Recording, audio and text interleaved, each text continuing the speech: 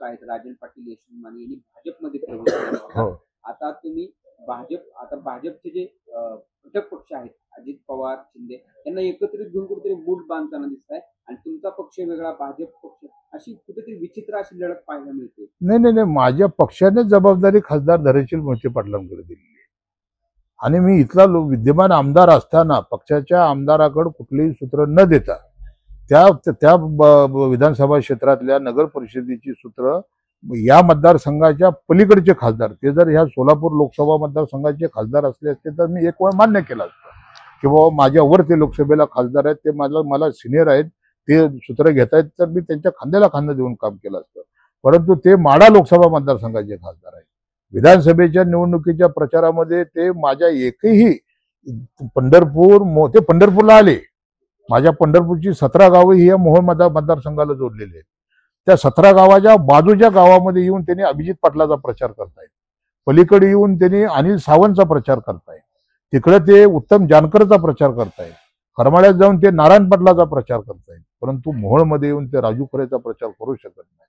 कारण मी ह्या पंढरपूरचा सुपुत्र आहे, मी याच मतदारसंघातला आहे. आमची 17 गावं या मोहोळ मतदारसंघाला जोडलेले आहे. मी इथला माणूस रहिवासी असून सुद्धा मला लहानपणापासून माहिती आहे की मोहिते पाटलाचं आणि अनगरकरांचं हे 3 पिढ्याचं नातं आहे आणि त्या 3 पिढ्याच्या नात्याला कुठं अंतर होऊ नये म्हणून राजू खरेच्या प्रचाराला जायचं नाही अशी भूमिका खासदार धैर्यशील मोहिते पाटलांनी घेतली आणि ते माझ्या प्रचाराला आले नाही. मग आता ते माझ्या प्रचाराला आले नाहीत तर मग ते इथल्या नगरपालिकेच्या निवडणुकीचे सूत्र कसे काय घेऊ शकतात? त्यांना कुणाला मदत करायची? जर पक्षाचे 20-24 नगरसेवक आणि इथला नगराध्यक्ष जर तुतारीवर निवडून आला तर त्याचं श्रेय हे त्यांनाच जाईल. जर इथं पक्षाचा पराभव झाला तर त्याचं श्रेय सुद्धा धैर्यशील मोहिते पाटलांना घ्यावं लागेल. म्हणजे या नगर पंचायतीच्या किंवा नगर परिषदेच्या निवडणुकीत जे आहे शरद पवार गटाच्या संदर्भात तुमची काहीच भूमिका नसणार? नाही, पक्षाने जबाबदारीच माझ्याकडे दिलेली नाही. मी विद्यमान आमदार असताना सुद्धा मी पवार साहेबांसमोर भर मिटिंगमध्ये तिथं 8 खासदार होते, 10 आमदार होते, त्यांच्यासमोर ही कैफियत मांडली की साहेब मी विद्यमान आमदार आहे, माझ्या मतदारसंघामध्ये मला पराभूत करण्यासाठी ज्या रमेश कदमनं काम केलं त्याला घेऊन खासदार धैर्यशील मोहिते पाटील मिटिंग घेत आहेत. त्याच्यामुळे ह्या निवडणुकीची जबाबदारी धैर्यशील मोहिते पाटलांनी घेतलेली आहे. तर पराजयाची जबाबदारी सुद्धा त्यांनीच घ्यावी आणि विजयाचं सुद्धा श्रेय त्यांनीच घ्यावं. कुणीतरी आणि मी नाही दिली तर माझ्या बायकोचा असा मला ढोस आहे की घरी यायचं नाही. मी जातो स्वतः कार्यक्रम. परवा लग्नाला मी मुंबईला होतो. माझी मिशन शिलीपेटवर जाऊन स्ट्रॉंग आहेत. हो, कार्यक्रम सोडत नाही त्यांनी. पुन्हा सगळे कार्यक्रम नाही खूप यांच्या बाबतीत स्वतः फिरले. कोण आजारी असेल लग्नाला गेलं श्रीमंत असतील तर 5,000 किती 20,000 हातात पैसे देत नाही. आमच्या फार्म हाऊसवर 2 पोर दप्तर असं दप्तर डोळ्याचं ऑपरेशन असू द्या, कुठलं मोठं ऑपरेशन असू द्या, मोठं ऑपरेशन असू द्या 50,000 त्याला 25,000 हातात कधी कधी ते स्वतः जातात.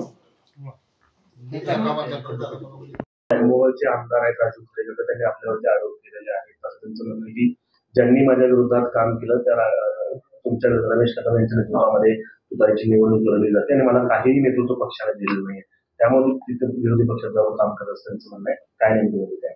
आणि वास्तविक राष्ट्रवादी काँग्रेस पार्टी शरदचंद्रजी पवार या पक्षाच्या चिन्हावर आपली कोणतीही पार्श्वभूमी नसताना, पक्षाचा साधा सदस्य नसताना राजू खरे यांना उमेदवारी मिळाली आणि ते आमदार झाले. आज या ठिकाणचे विद्यमान आमदार पक्षाचे म्हणून त्यांनी स्वतःहून जबाबदारी घ्यायला पाहिजे. इथे कोणी कोणाला जबाबदारी देत नाही. हे पक्षाचं पार्टीचं काम आहे. त्याच्यामुळे त्यांनी स्वतःहून पुढे यायला हवं होतं. त्यांनी स्वतःहून पुढाकार घ्यायला होता. या ठिकाणचे उमेदवार निश्चितीबाबत त्यांनी पुढाकार घ्यायला होता. नगराध्यक्ष निश्चितीबाबत त्यांनी त्यांच्याकडे जे योग्य उमेदवार आहेत त्यांच्याबद्दलची चर्चा करायला पाहिजे. या ठिकाणी आम्ही तालुकाध्यक्ष आहेत, विधानसभा संघटक आहेत, सन्मान्य जिल्हाध्यक्ष आहेत, या सर्वांना विश्वासात घेऊन एक टीमवर्क म्हणून आम्ही या ठिकाणी काम करतोय. कोणाही एका व्यक्तीच्या नेतृत्वाखाली ही मोहोळ नगरपालिकेची निवडणूक लढली जात नाही आणि लढली जाणार सुद्धा नाही. तर जेव्हापासून ते आमदार निवडून आले तेव्हापासून ते सातत्याने शिंदे गट असेल, किंवा मग विरोधी गट असलेले अजित पवार गटात असेल त्यांच्याच मंचावरती सातत्याने दिसत आहेत.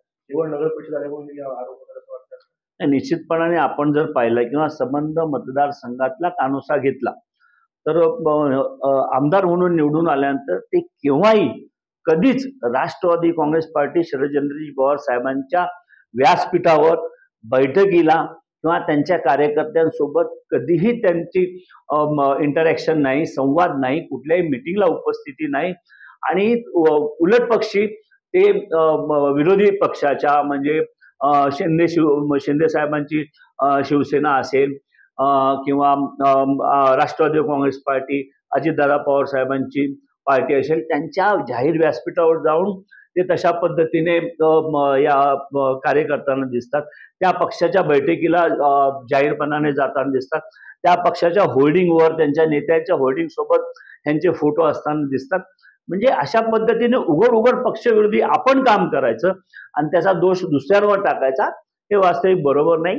याची आतापर्यंत पक्षांनी दुर्लक्ष केलं, परंतु या पुढच्या काळामध्ये पक्षांनी अशा सिरियसली या गोष्टीला गंभीरपणाने घेतलेला आहे. आणि या पुढच्या काळामध्ये जर विद्यमान आमदारांनी जाहीरपणाने एखाद्या विरोधी पक्षाच्या व्यासपीठावर जाऊन पक्षविरोधी काम करण्याचा प्रयत्न केला तर त्यांना त्याची खूप मोठी किंमत मोजावी लागेल. उद्या पवारसाहेब सोलापूरमध्ये येणार आहेत, तर तुम्ही उमेदवार उभे करतायत, तर तुमच्या विरोधात जर आमदार साहेबांनी जर उमेदवार दिले तर या संदर्भात आपण काही तक्रार करणार पवारसाहेबांना? नाही ना, या संदर्भात तक्रार करण्याची काही हे नाही.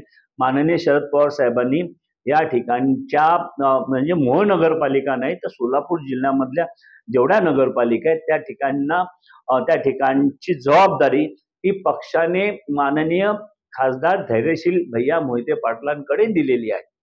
आणि त्यांच्यासोबत कोऑर्डिनेशन करण्यासाठी पक्षाचे जिल्हाध्यक्ष आहेत, त्या तालुक्याचे तालुकाध्यक्ष आहेत, त्या मतदारसंघातले आजी माजी आमदार सोबत काम करतात. त्याच्यामुळे आमचं काम व्यवस्थित चाललंय. आम्ही कोणाची तक्रार करणार नाही.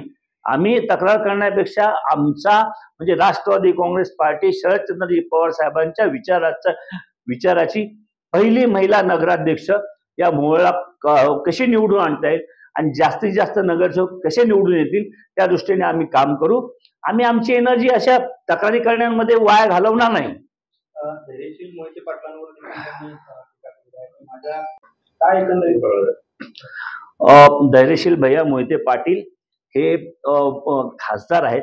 त्यांच्याकडे माढा लोकसभा आणि सोलापूर लोकसभा हा खूप मोठा जो हे आहे मतदारसंघ, त्याची जबाबदारी आहे. ते एखाद्या ठिकाणी जायला आले नाहीत किंवा गेले नाहीत हा त्या ठिकाणचा विषय होऊ शकत नाही.